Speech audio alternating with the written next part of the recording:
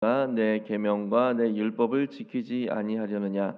볼지어다 여호와가 너희에게 안식일을 주므로 여섯째 날에는 이틀 양식을 너희에게 주는 것이니 너희는 각기 처소에 있고 일곱째 날에는 아무도 그의 처소에서 나오지 말지니라.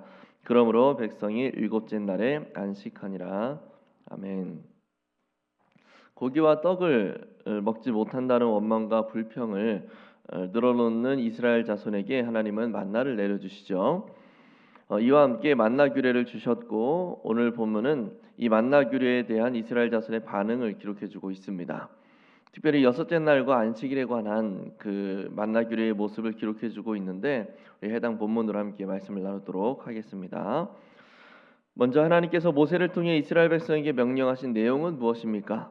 23절에 보면 내일은 안식일이니 구울 것은 굽고 삶을 것은 삶고 그 나머지는 다 너희를 위하여서 내일 아침까지 보관해 두어라 라고 그렇게 말씀하세요. 또 25절에서는 이제 먹지 않고 간수해 놓은 것을 안식일인 오늘 먹으라 라고 이야기하시면서 오늘은 안식일이니 만나를 너희가 얻지 못할 것이다 라고 그렇게 말씀하십니다. 하나님께서는 여섯째 날에 백성에게 며칠 분량의 양식을 주십니까? 29절에서 다음 날인 안식일에 먹을 양식까지 이틀 분량의 그 만나를 주고 계십니다. 그러니 안식일에는 만나를 얻으려는 목적으로 아무도 자신의 처소에서 나오지 않도록 하라고 명령을 하고 계시죠. 자, 그렇다면 하나님께서는 왜 여섯째 날 백성에게 이틀치 양식을 주시면서 안식일을 지키라고 이렇게 명령을 하시는 걸까요? 우선 안식일의 의미를 좀 생각해 봐야겠죠. 안식일은 하나님께서 천지를 창조하신 후에 일곱째 날에 안식하신 것을 따라서 하나님의 백성들이 생업을 내려놓고 안식을 취하는 날입니다. 단순히 생업을 내려놓고 아무런 일도 안 한다라는 개념이 아니라 일에 몰두하던 그 마음을 차분히 하고 창조주 되시는 하나님을 생각하고 그 하나님을 높이는 것에 집중하는 날이에요. 이것은 창조주이신 하나님에 대한 피조물들의 그 마땅히 행할 바라는 것이죠. 그런데 여기 창조주라는 개념에는 단순히 온 우주를 창조해 놓고 저 멀리 구경만 하고 계시는 그런 신이 아니라 당신이 창조하신 이 세계를 섭리하시고 다스리시고 보호하시는 하나님이시다라는 그런 의미가 있습니다. 일주일에 하루를 생업을 내려놓고 온전히 하나님을 경배하고 집중하는 그런 시간으로 삼는다라는 이 말은 곧 나의 생업, 나의 생활, 나의 모든 삶이 하나님께 달려 있다. 하나님께서 나의 모든 것을 주관하시고 보호하시고 채우신다라는 선언이고 고백인 거죠. 따라서 안식일은 너무나 중요한 날인 겁니다.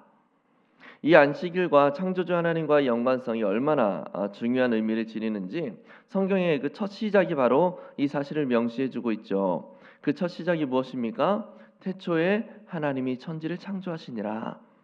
만나 규례를 말씀하시면서 안식일을 지키라는 이 여호와의 명령은 바로 창조주 하나님에 대한 신앙을 회복해라라는 의미인 거예요.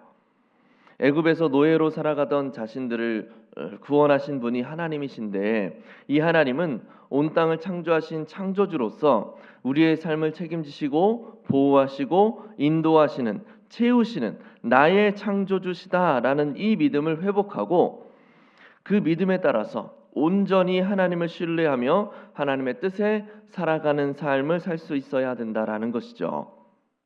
그래서 안식일은 그 자체로도 너무 중요하지만 이제 막 출애굽하여서 하나님의 백성으로서의 정체성을 세워가야 할 이스라엘 백성에게는 그 어느 때보다도 중요한 절기가 아닐 수가 없는 겁니다.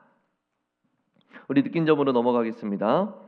이틀치 양식을 주시며 안식일을 지키라는 하나님의 말씀을 어기고 양식을 더 거두려는 백성들의 모습에서 무엇을 느끼십니까? 22절에 보면 모든 지도자가 와서 모세에게 이야기해요. 각 사람이 갑절의 식물을 그러니까 안식일에 먹을 것까지 다 거두었다라고 그렇게 보고를 합니다. 이 말은 여섯째 날에 하나님이 말씀하신 대로 이틀치를 다 각자가 거두었다라는 거예요. 그러면 당연히 일곱째 날에는 만나를 거두러 나갈 필요가 없겠죠. 이미 이틀치를 다 거두었고 안식일에 먹을 것까지 다 보관이 되어 있는 상태니까. 그런데 의아한 것은 일곱째 날에도 만나를 거두러 가는 사람이 있었다라는 겁니다. 이것은 여섯째 날 이틀치를 거두지 못해서 나간 것이 아니라 먹을 것을 하나님으로부터 이미 받았음에도 더 거두려는 욕심에서 비롯된 모습이에요. 그렇다면 그들은 왜 이렇게 욕심을 부렸던 겁니까? 하나님이 이번에는 주셨는데 내일은 안 주시면 어쩌지? 라는 불안함이 있었기 때문입니다. 28절에서 이런 그들을 향하여서 하나님은 어느 때까지 내 계명과 내 율법을 지키지 않을 것이냐라고 그렇게 책망을 하시는데, 이 말씀은 곧 내가 너를 지키고 채우고 인도하고 보호하는 여호와다라는 사실을 언제까지 신뢰하지 않을 것이냐라고 책망하시는 것과 동일한 의미예요. 그렇다면 우리는 어떻습니까? 최근에 내가 불안한 마음이나 욕심 때문에 하나님 안에서 안식을 누리지 못했던 그런 경험이 있으십니까? 욕심이 발현되는 여러 경로가 있습니다. 우리 마음에 욕심을 자극하는 여러 가지 경로가 있는데 그중 하나가 불안함이에요. 미래를 알 수 없다라는 불안함은 미래를 내가 대비해야 된다라고 하는 경각심으로 발전하고, 이것은 나에게 없는 것을 채워야 한다라는 욕심으로 나아가게 되는 거죠. 질병 불안 장애라는 말 들어보셨습니까? 질병에 대해서 과도하게 걱정하면서 과한 스트레스를 받는 정신질환이죠. 사실은 간단한 감기인데도 폐암의 초기 증상 아니야? 라고 걱정하는 거예요. 단순히 소화불량인데도 위암 아니야? 라고 하는 그런 걱정을 하는 겁니다. 굉장히 불안해하는 거죠. 이런 불안함이 있으니 어떻게 하겠습니까? 보험은 다 들어놓고 조금만 아파도 병원에 찾아가죠. 의사 선생님이 감기입니다 라고 그렇게 진단을 하면 그럴 리가 없다라고 하면서 의사 선생님을 퇴근하고 더 큰 병원을 찾아다니는 겁니다. 그러면서 자신의 건강을 위해서 자꾸 뭔가를 채워가려고 하는 거예요. 문제는 아무리 그렇게 나의 건강을 위해서 영양제도 먹고 병원을 찾아다니고 보험을 여러 개 들어놓는다고 해도 그 불안함은 없어지지 않는다라는 겁니다. 어떻게 해야 그 마음의 평강이 찾아오겠습니까? 무엇을 실천해야 우리 마음 가운데 평안함이 찾아올 수 있을까요? 하나님은 그런 불안함의 문제 앞에서 오히려 하나님의 말씀에 집중해라 라고 그렇게 말씀하십니다.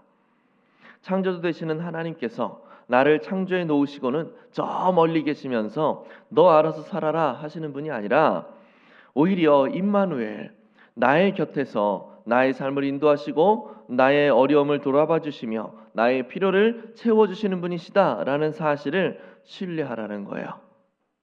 그래서 나의 마음을 평안하게 만드는 방법은 내가 부족하다고 느끼지 못할 만큼 꽉꽉 채워서 만족감을 누리는 것에 있는 것이 아니라 하나님의 말씀에 순종함으로 하나님의 채우심을 날마다 경험하며 사는 것이다 라는 사실을 깨닫는 거죠.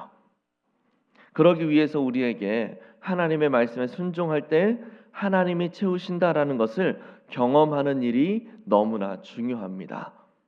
순종하게 되면 하나님의 채우심과 돌보심을 경험하게 되고, 이 경험은 다시 하나님께 더 잘 순종하도록 만드는 거예요. 결국 우리가 해야 될 것은 스스로 하나님 앞에 순종하겠다라고 하는 결단하는 일인 겁니다. 결단이 없으면 아무것도 바뀌지 않아요. 우리 모두가 하나님 앞에 온전히 순종하겠다라고 하는 그 강한 결단으로 나아갈 수 있기를 바랍니다.